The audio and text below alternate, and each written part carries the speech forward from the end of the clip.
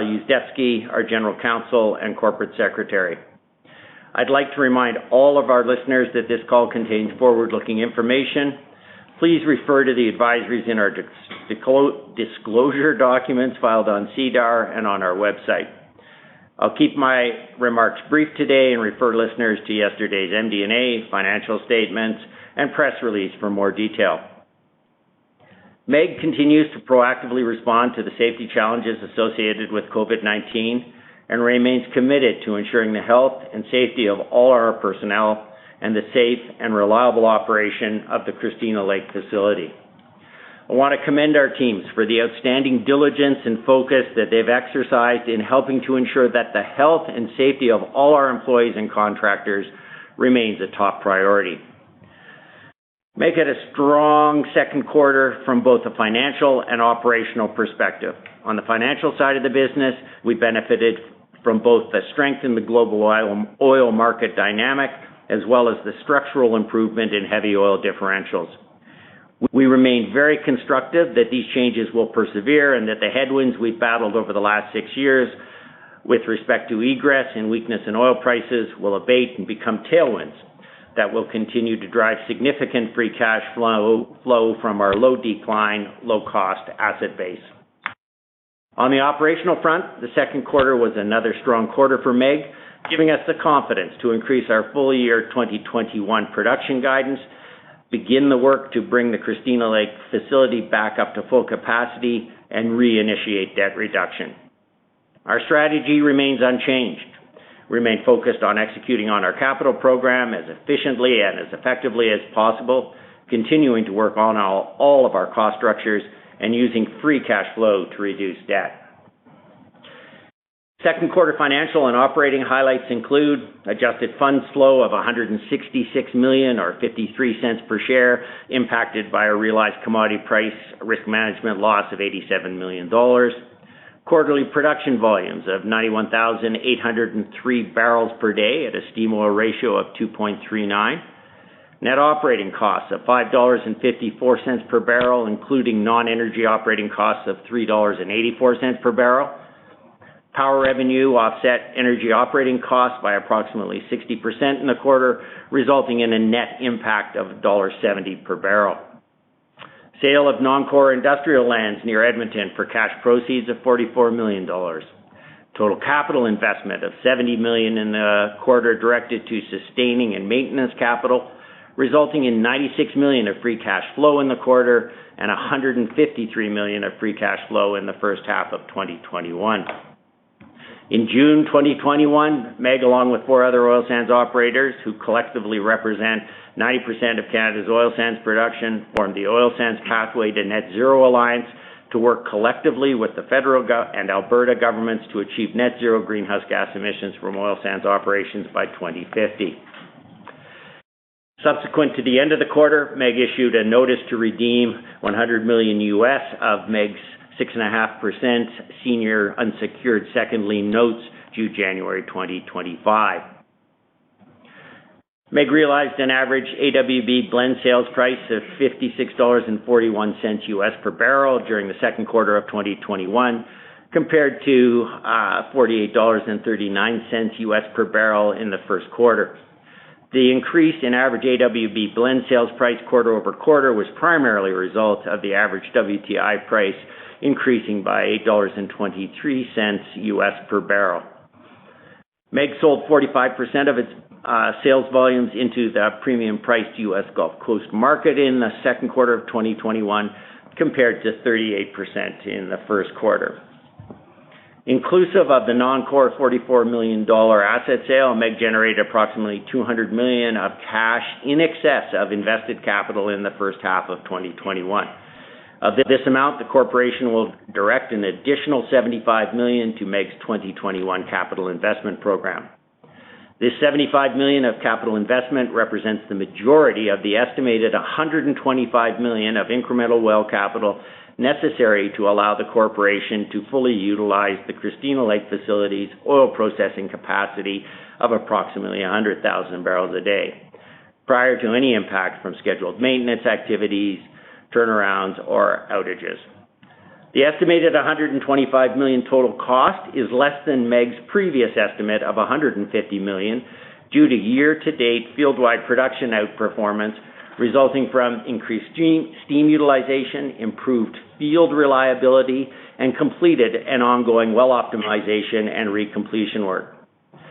This year-to-date outperformance provides the confidence for the company to increase full-year 2021 average production guidance from 88 to 90,000 barrels a day to 91,000 to 93,000 barrels a day.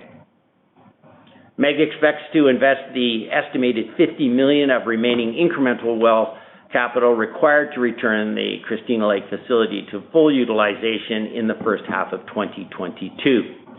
Based on this level of incremental capital investment, the corporation expects to be able to fully utilize the oil processing capacity at its Christina Lake facility in the second half of 2022, post the planned turnaround at MEG's Phase 2B facility in the second quarter of 2022.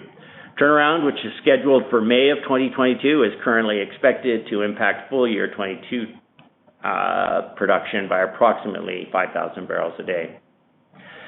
MEG announced yesterday that the corporation has issued a notice to redeem $100 million of MEG's 6.5% senior secured second lien notes due January 2025 at a redemption price of 103.25% plus accrued and unpaid interest too, but not including the redemption date.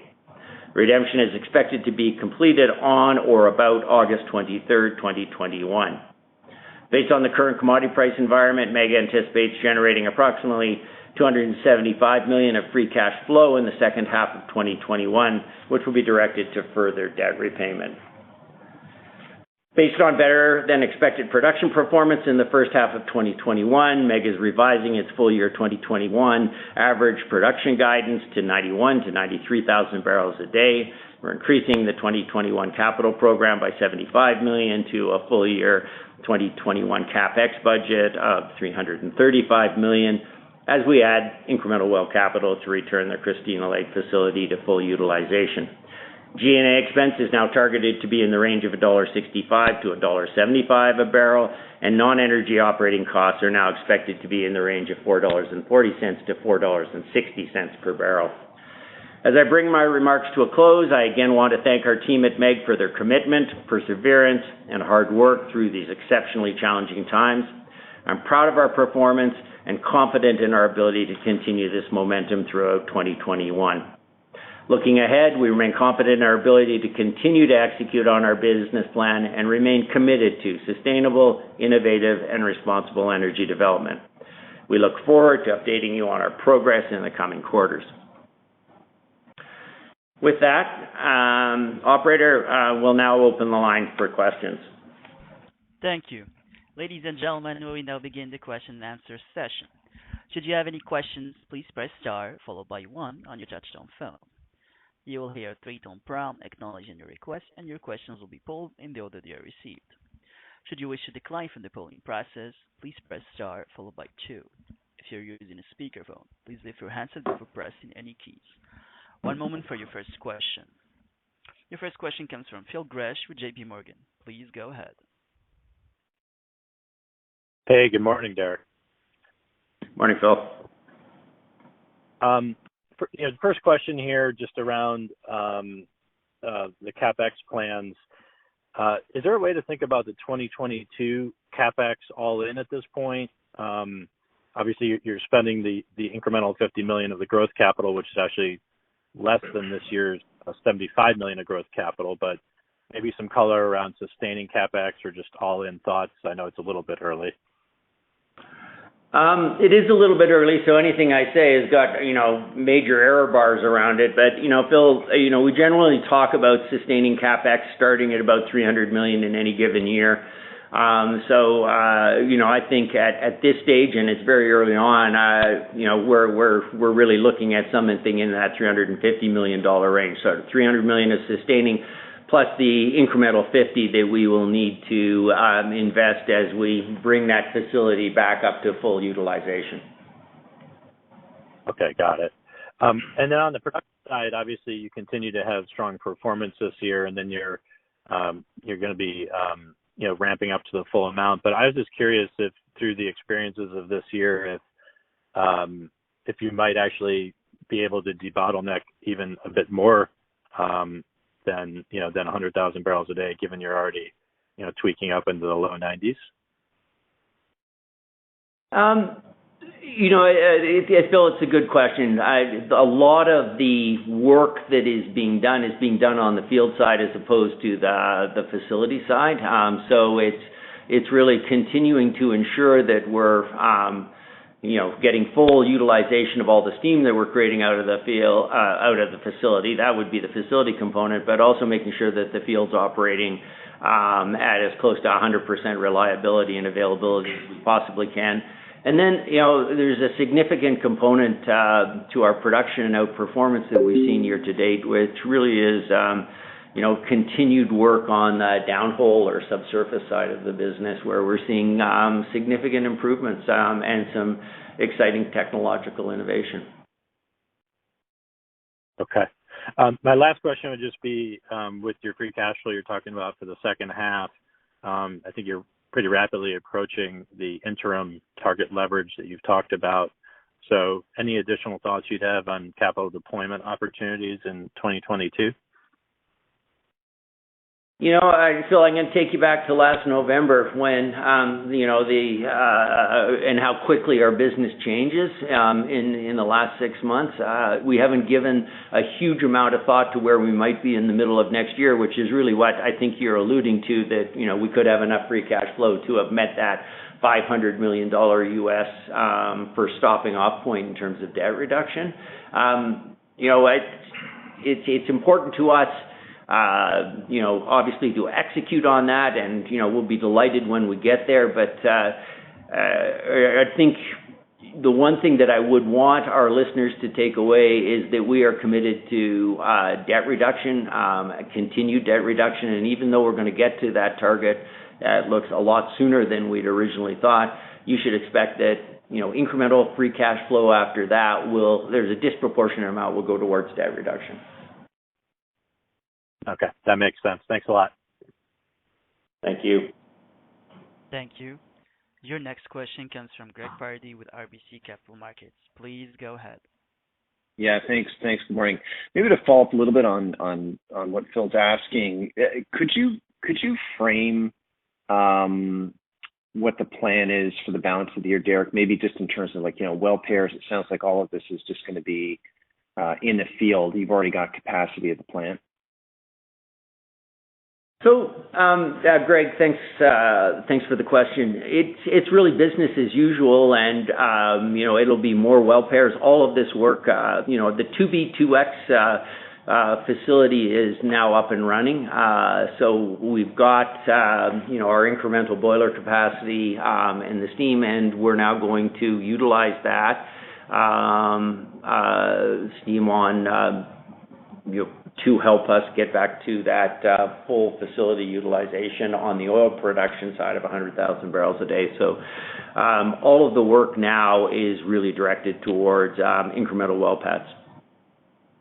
Okay, terrific. And then with, let's just assume Line 3 is on at the end of the year. Is the expectation then that you'll be able to fully utilize your access to the Gulf Coast next year on Flanagan? Well, why don't I let Eric take that one?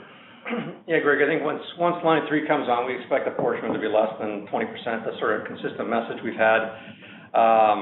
What that is under 20%, don't know, but that would be the application against our 100,000 barrels a day, and our plan remains to get as many barrels as we can down to the Gulf Coast. We're still making a premium dollar on those versus what we're selling in Edmonton, so we will continue to work to get as many barrels as we can down to the Gulf Coast. Okay, and last question for me is obviously the big announcement, pathways to net zero. There's a consultation period going on. Meg is a part of this quintet. Just any thoughts around that process, what this means? Pretty open-ended question, but interested. So, this is an unprecedented alliance among 5 oil sands companies that represent 90% of the production. But it's not just the oil companies. This alliance is working collectively with both the federal and the provincial governments to try and get, carbon capture and storage and greenhouse gas emissions reductions, 68 million tons per annum of CO2 sequestered or abated by 2050. Big deal, huge project, unprecedented level of sort of commitment and working together collaboratively to make this happen. The first stage of this is a very important enabling piece of infrastructure, a 400-kilometer pipeline from Fort McMurray all the way down to Cold Lake, where the sequestration of this CO2 is going to happen. This is a bold plan. It's bold action, and this is something that we all believe. I'm speaking for everybody that's involved in this alliance, is something that we need to get done and get done as quickly as possible. And it'll be very exciting to get this first stage of this project up and running with this enabling pipeline and storage facility. Okay, terrific. Thanks, guys. Thank you. Thank you. We have a following question from Neil Mehta with Goldman Sachs. Neil, please go ahead. Good morning, guys, and congrats on a strong start to the year. So I just wanted to build on the question around the Western Canadian oil macro. How do you think about differentials, Derek, as you get into 2022? You have a bunch of OPEC barrels coming back into the market, but at the same time, you have Line 3. Do you see the curve as relatively fairly priced? And then to build on that, on the flat price broadly, how do you think about hedging 22? The curve is decently backwardated here, but how do you think about managing risk? And Neil, thank you for those questions. I'm going to ask Eric Toews to take both of those. Hey, good morning, Neil. Just first on the hedging piece, as Derek said, we're refining our 2022 sustaining capital, and when we look at the supply-demand fundamentals for 2022, our current intention right now is not to hedge 2022 benchmark WTI prices. And on the differential side, I guess talk about the current differentials and the current apportionment on the main line, which will get to the point about the 2022. We saw in August 54% apportionment on the main line. That's actually, as far as we know, a record apportionment on the main line. What's interesting about that, though, is inventories in Western Canada, went down in May from 38 million barrels down to 35 million barrels. Rail is running less than 100,000 barrels a day. And the post-apportionment market in August is trending sort of below $2 off the index, which is at the low end of sort of the historical range of post-apportionment pricing. So when we think about differential, what you're seeing in the market is the pricing in Edmonton versus the Gulf Coast is still within pipeline economics, which makes sense given the narrative I just went through. As we move through this year, we sort of see differentials for the back end of this year at that $13.50 to $14 in Edmonton. That's WCS differential.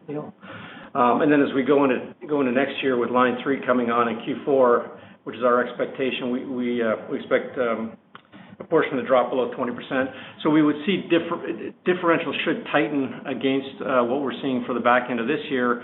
But your point about the Saudi barrels coming on, a lot of that's going to be heavy. So we would expect to see differentials maybe gap up a little, maybe $1, $1.25 on the back of that. So net, we still see differentials in 2022 in that sort of $13 to $14 range. That's great. And then just following up on Greg's question about decarbonization here, one of the areas that seems like it could be particularly successful in Western Canada would be carbon capture and sequestration. Can you talk specifically about whether that's an opportunity for Meg? And as you think about financing any projects, is it best to be done within your existing house, or is the optimal financing structure a tracking company or an independent company outside of Meg, if that makes sense, Derek? Very interesting question. Let me start with the first part. Carbon capture and storage is the single biggest lever we have to decarbonize today.